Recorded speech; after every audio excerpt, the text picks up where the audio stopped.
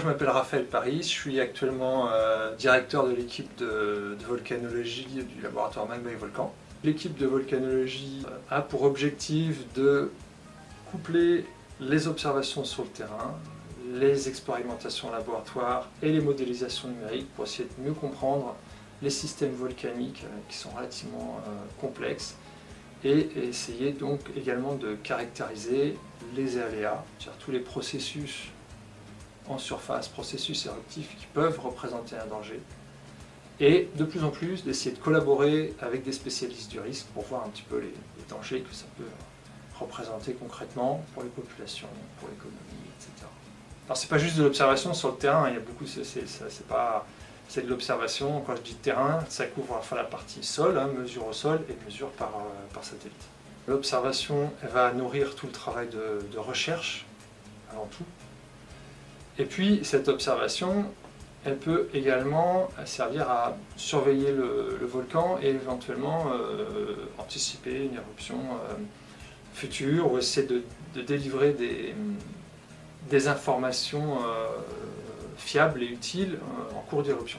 Globalement, le volcanologue, c'est quelqu'un qui va essayer de comprendre le système volcanique dans son ensemble. Alors, il n'y a aucun volcanologue qui est capable de comprendre le volcan depuis la source des magmas jusqu'à la répartition des cendres dans l'atmosphère et les risques pour la santé, pour l'économie, etc. Alors, chacun va être spécialiste de sa petite partie et puis les gens vont collaborer les uns avec les autres.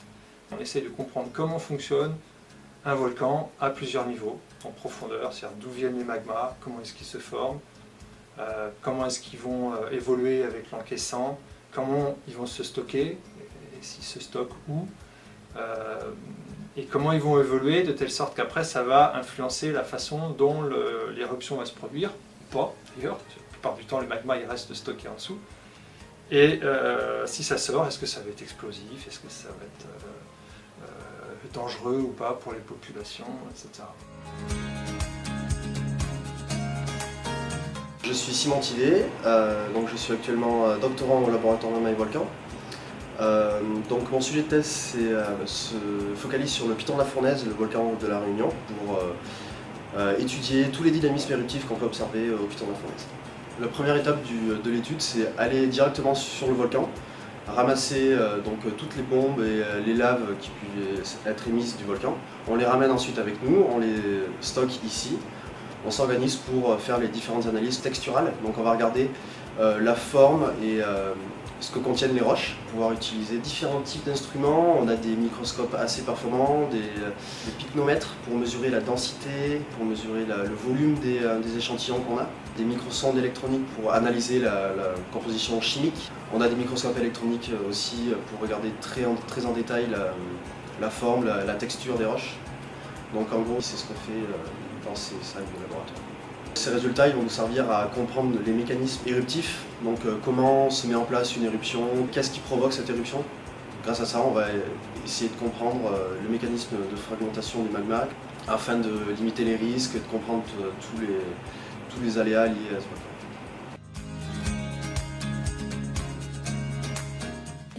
Donc moi je suis actuellement en postdoctorat au laboratoire Magma et Volcan et je me focalise essentiellement sur les approches géophysiques donc au sens large. Et actuellement, on se focalise sur le développement des capteurs aéroportés pour pouvoir donc implémenter le drone et effectuer des mesures qui vont être plus homogènes avec un peu plus de sécurité et une couverture qui va être également plus régulière de l'ensemble des cibles qu'on va sélectionner. L'objectif principal de la géophysique, c'est d'arriver finalement à imager, si possible en 3 dimensions, l'ensemble des édifices volcaniques. Et en parallèle, cet objectif de réitération plus rapide avec le drone, ça va nous permettre de pouvoir faire un suivi plus régulier et donc de voir une évolution plus rapide aussi lors des crises ou en amont des crises. Philippe Lavasville, je suis géophysicien et volcanologue au laboratoire Magma et Volcan. L'intérêt du drone gros porteur, c'est d'embarquer beaucoup de matériel simultanément, plusieurs kilos, ce qui permet de coupler différents capteurs qui vont mesurer différents paramètres, indépendants ou liés, lors d'une même phase de vol. L'apport de l'acquisition de données avec un drone, on s'affranchit à la fois de la problématique d'accès sur le site et puis surtout on reste en sécurité, notamment lorsqu'on est dans la phase de surveillance ou d'observation de l'éruption. Je suis Édouard Régis, ingénieur en conception, et je suis affecté en tant que chef de projet sur le projet drone gros porteur.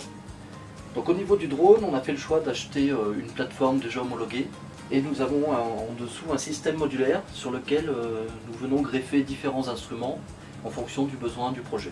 Ce drone est capable d'emmener une charge jusqu'à 10 kg pendant 40 minutes, et pour un poids total volant maximum de 22 kg. Je m'appelle Olivier Roche, je suis chercheur à l'IRD et je mène l'essentiel de mes recherches dans ce laboratoire ici, qui est le laboratoire de volcanologie expérimentale. Alors dans ce laboratoire, nous faisons des expériences pour essayer de mieux comprendre les phénomènes volcaniques qui se produisent dans la nature. Et pour ça, nous reproduisons entre guillemets certains phénomènes volcaniques à petite échelle dans le laboratoire pour les raisons suivantes. D'une part, les phénomènes naturels, les phénomènes volcaniques, les éruptions dans la nature sont finalement relativement rares, on n'est pas toujours là pour les observer. Elles se produisent souvent dans des régions reculées, où les volcanologues ne sont pas présents. Et surtout, ce sont des phénomènes qui sont souvent très dangereux.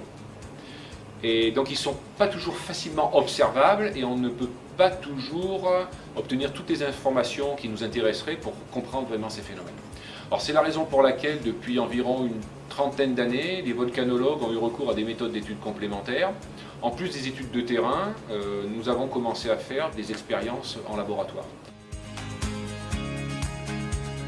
Donc l'idée de la manip Tsunami, c'est d'essayer de comprendre pourquoi et comment un phénomène volcanique peut aussi générer des tsunamis.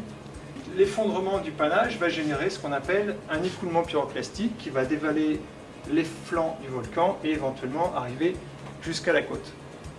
Donc cette partie-là, on va la simuler. On va la simuler comment?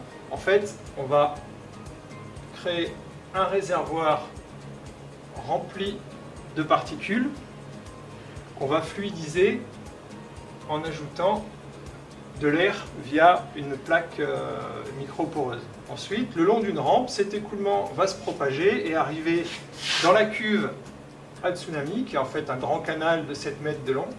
Et on va notamment s'intéresser à ce qui se passe ici, c'est-à-dire l'arrivée de l'écoulement pyroclastique dans l'eau.